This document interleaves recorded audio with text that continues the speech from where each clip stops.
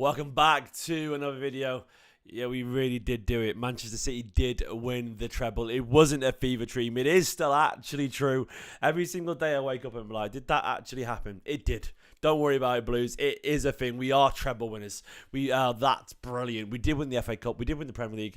And we did win the Champions League on Saturday night. It's Monday now. It feels like ages ago, actually, since it happened. But hello to everyone, of course, joining in this stream. How you all doing? We will get to witness Manchester City's parade. I know those are asking in the comments. The parade will be later on today in a few hours' time. I think it's around 6 p.m. it starts, or something like that. I don't know. It'll be around that in Manchester, and I can't wait to see it. I am at the parade. I'm actually on one of the buses here. I'm on one of the sponsors' buses. Just taking it all in. I can't wait. I absolutely can't wait for it. It's going to be a wonderful day. I'm going to need some sun cream because I'll tell you what, it's absolutely roasting. It's hotter out there than Manchester City. It's stupidly hot. It's really, really warm, so I can't wait for it. Charlotte, she said 6:30 p.m. coverage starts at 6. Okay. Coverage starts 6:30 p.m. Oh, there we go. Perfect. Charlotte's got it covered there. So I can't wait for it. I absolutely can't wait for it. It's going to be a wonderful time for all. And City will be bringing 3 trophies to Manchester: the Premier League, the FA Cup, and the treble. And I can't wait. There's still loads of things to talk about as well. Hence why I'm doing this video. Don't forget, if you are a fan of this kind of content, I've been doing it for such a long time now. Please do help support a fellow citizen, a fellow Blue, a fellow Manc, and all that stuff by hitting that subscribe button. So close to 67,000 now. And of course, please do hit this like button too on this video. Give the video a big old like while you're doing it. If you can't like it after you won a treble, when can you like it? Do it right now, guys. It'll be massively appreciated. And what I would say, by the way, is Goldbridge isn't crying. Goldbridge is performing for you all. Remember that, Billy. Remember it, mate. He's performing. He knows what he's doing. He's getting that money, so and he's very good at it. He's a performer. It's all fake. So remember that, you know. Remember that. It's something worth to think about. But anyway, my voice is still knackered. It's absolutely knackered from the other day. It's genuinely done in. But it was worth it. It was worth it to witness what we witnessed. Absolute brilliance. Sorry, just my phone buzzed there. He was putting on his shirt to just get the views, you know. We all know he does it, why he does it, and you know what? It works for him, so fair play, but don't fall for it, is what I will say. So anyway, let's go to the 5 things that we learned from this game. Do you know what? We'll go to it in a bit. I'm going to tell you what I've got planned this week. Tomorrow I'm probably going to look at a transfer kind of video where I look forward a tiny bit. I might also put out a vlog tomorrow from the parade, because I'll film a bit of the footage and so on, because I feel like that. Do you want to see a bit of a vlog from the parade or not? I'm not on any of the team buses. I'm on, like, there's a sponsor bus for the Asahi beer, and I'm on that one. Do you want to see that? Let us know if you want to see a bit of a vlog, and I'll get some footage if so. I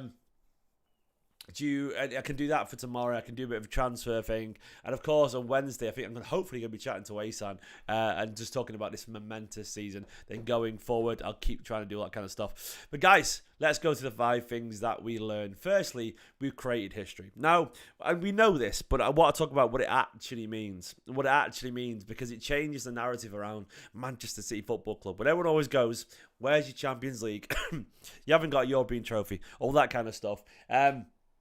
And they talk about, having no history. City do have history way before the money. They just do.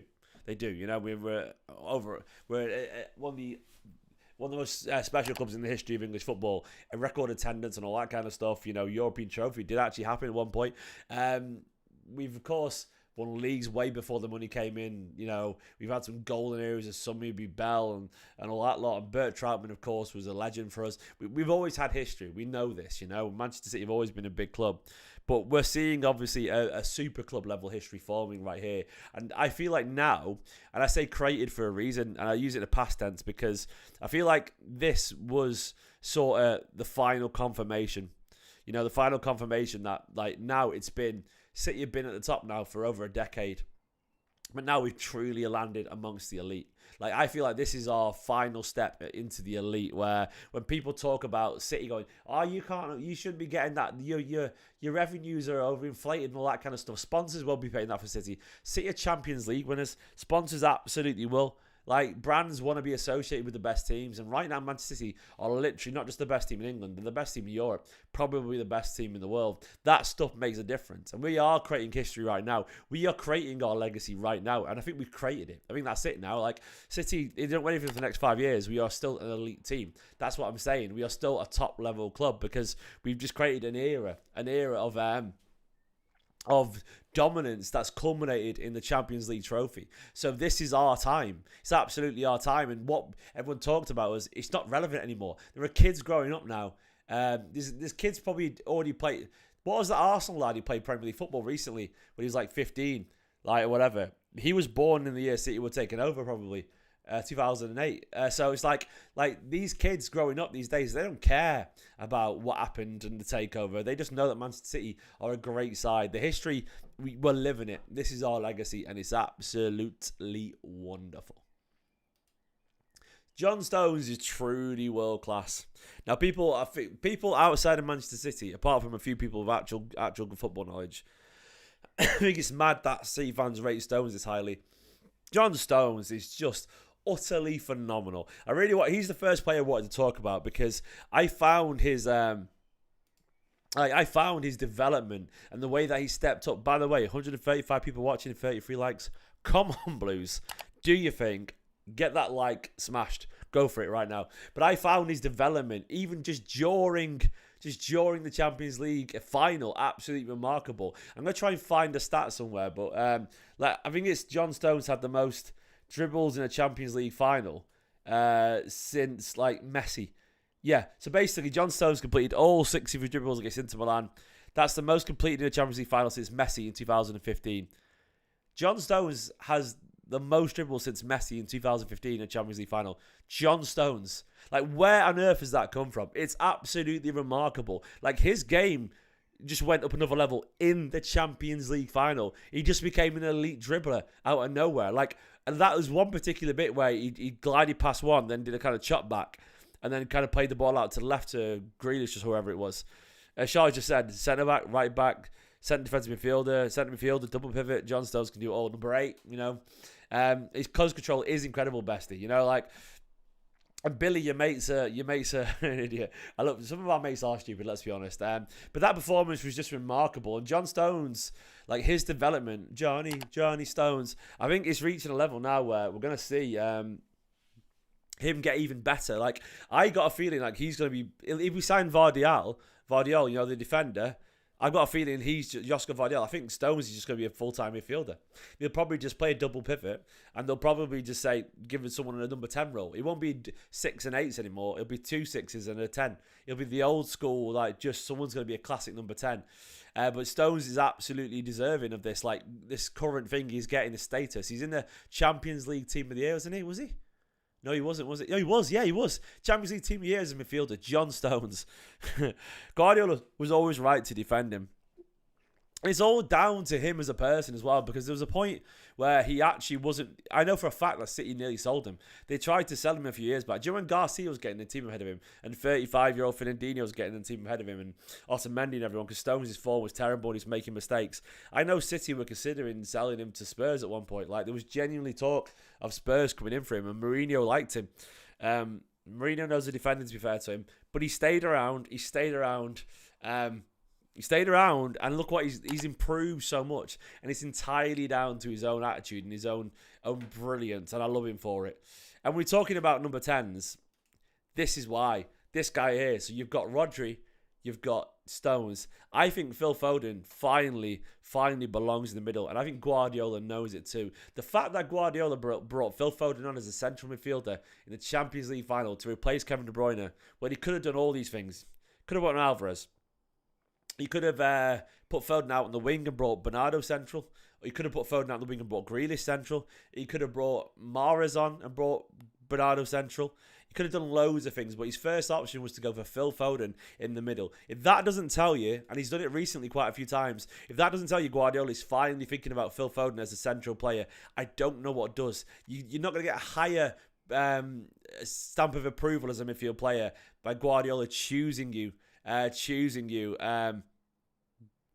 as as a central player. And of course I do remember it, Billy. He's got magic in his boots, Phil Foden. He's never going to be the De Bruyne. He's going to be very different. But I honestly believe this, and I'm not just saying this. I think Phil Foden could be as special as De Bruyne. Different, but just as special. I honestly believe the magic that he's got to his game. He's got that way to pass. He's got the goals in him. He's got the spectacular, but he can dribble absolutely remarkably. He's got that tenacity. I think Phil Foden, with time, could be an all-timer of a number 10. Back to where he was in the academy days. Like the way he span at one point and he drifted past all the Inter defenders. When it opened up for him, I thought, please put this away, Phil. Didn't quite, unfortunately. But if he had done, we would have been witnessing an all-time Champions League goal. And like that is just, it's just special. It's just special. And Phil Foden is a special footballer, you know? I think that's his future. I think it's in the middle. And I think it's going to happen. Yeah, David Silva assist will happen, Oliver. And the thing is, the older he gets, like, the more calm he'll get as well. He's only 23. Is he 23 now, Foden? Yeah, he's 23 as of, like, 2 weeks ago. So he's only a young 23 as well. At least he turned 23 2 weeks ago. It's mad. It's mad. But Phil, I think, in my opinion, is permanently as a right-wing option now. Fourth thing is that Rodri will be an all-timer. I don't mean a Manchester City all-timer. I mean he'll be seen as one of the best defensive midfielders in the history of the game. I just really, hand on heart, believe this. And I've got my reasons. I mean, in general, to be considered an all-timer, you have to have a legacy. You have to. It doesn't. You can be. It sort of doesn't matter how good you are. I know it sounds mad, but there's an element. Most of it is how good you are. It is. But I'd say 80% is how good you are, but 20% is what you did. What you did, like those moments and so on. And I think this is why people sort of try and dig out Kevin De Bruyne, even though he's had incredible big moments for us. He really has.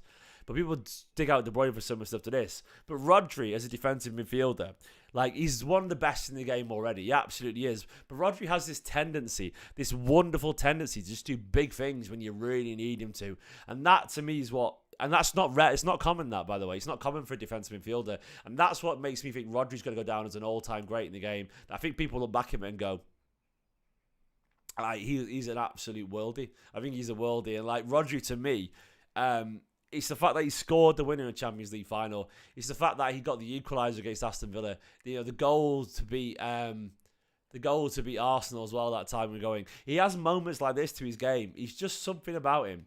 There's just something about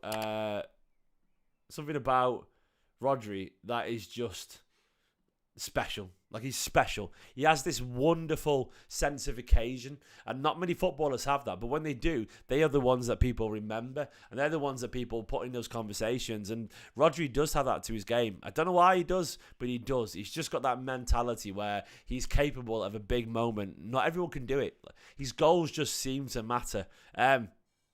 Oh, I don't forget that equaliser, Cappy. Don't worry. You know, this is the way I feel about it. So, like, for me, Rodri, a special player. He's won as a Champions League. Probably one of the most important goals in the history of this Manchester City team. Like, absolutely. The most important goal during Guardiola's era. And one of them all-time. Godry, indeed. Like, but yeah, basically, I love him. I think he's going to go down absolutely wonderfully. And I trust my team. JITI asking about FFP. We'll be fine, mate. Don't worry about it. Finally, what I talk about is this is the end of the beginning. Now, that sounds quite... That's a turn of phrase that I saw Asan use on Twitter, and I think it's a literature... I think it's a song lyric or something like that. I don't know. But what I mean by this is the end of the beginning, and it's nothing to do with De Bruyne in particular. But what I mean by this is this was the start of Manchester City's legacy, you know? It was always about getting that Premier League, establishing ourselves... as one of the elite clubs and winning the Champions League and becoming a genuine, like, worldwide institution. And I think this was always the start for Manchester City. This 10, 15-year period was always about getting there to that point. And we're witnessing the end of that beginning now. Like, we really are. And what comes with that, of course, is change. But this is it. City aren't this team on the up anymore. They are just up. That first stage of this project, or maybe the second stage, is completed now. This is the end of what we've been witnessing. Those conversations about City not being there, not deserving, it's just nonsense now. It's just noise. City are, by every metric now, a super club. We've done it all. We've absolutely done it all. And this is what I mean now. So we are about to step into a new era for Manchester City. And the era now is, how do we stay there? How do we stay there? And how do we belong at the top? And unfortunately, I've used KDB as the photo there, but we are going to move on from KDB. You know, we are going to move on from Gundogan. We are going to move on from, you know, Kyle Walker, people like that, Bernardo Silva and Mahrez and Laporte. These kind of players are going to move on. And they were there, I would say, at our true beginning. I know we won trophies under Mancini and Pellegrini, but I would say our true like arrival as an elite super club. Does everyone else feel this way, by the way? Was under Guardiola. Like, we had obviously the league under Mancini, FA Cup. We had Carabao and obviously the Premier League under Pellegrini as well. But our arrival as a true super club coincided, in my opinion, when Guardiola turned up, and that's what I'm on about. That was the true beginning for Manchester City's super club, and it's over. And that coincided with Gundogan. It coincided with De Bruyne and people like that. So this is where we're at, and it's exciting. You know, every great story has to come to an end, and I think this particular chapter of Manchester City Football Club is coming to an end. But what it entails after that is up entirely to the likes of Cheeky and so on. And Pep, I don't know if he'll be around for most of it, but Pep has taken us to the next level. I agree, Beppy. And now it's up to Manchester City to take that beginning and turn it into a middle, and then eventually, obviously, not an end, keep going forever, but take it to the next chapter. And we will stay there, I reckon. I think we will stay there. We're too good.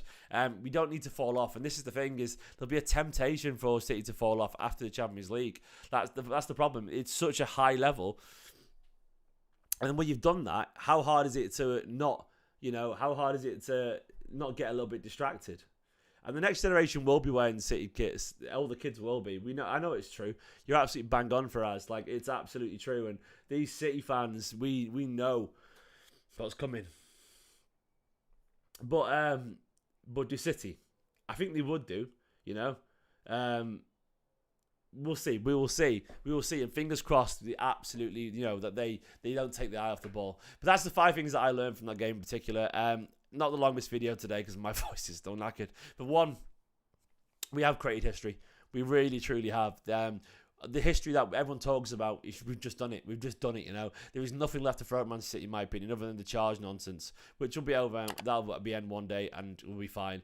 Stones is truly world class. He absolutely is. None of this stuff, like the way he stepped up in the Champions League final, it's just special stuff. Foden belongs in the middle. I think that's where he's going to end up as well. Phil Foden, an absolute superstar. The heir apparent, in my opinion, to De Bruyne. Rodri will go down as one of the greatest ever in the game, in my opinion, as a defensive midfielder. And finally, of course, this is the end of the beginning. Guys, thank you for watching this 5 Things Learned. Go and watch all the content from yesterday if you want to. City have landed back City are back in Manchester, apparently, yeah. Treble. We've won the lot. Treble. I got that in my head. That treble instead of rebel. Anyway, love you all loads. I'm tired. I'm beaten down. We won the treble. In a bit. Bye bye.